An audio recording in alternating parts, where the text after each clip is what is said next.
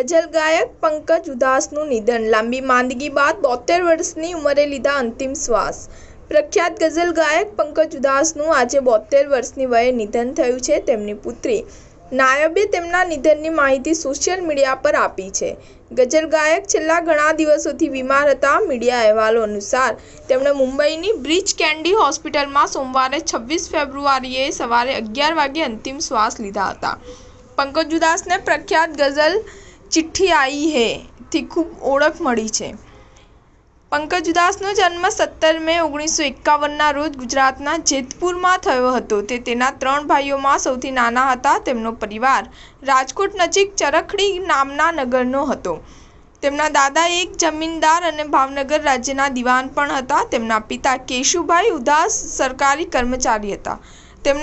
તેમના માતા જીતુબેન ઉધાસને ગીતોનો ખૂબ જ શોખ હતો. આ જ કારણે પંકજ ઉધાસ અને તેમના 2 ભાઈઓ હંમેશા સંગીત તરફ ઝુકાવતા હતા.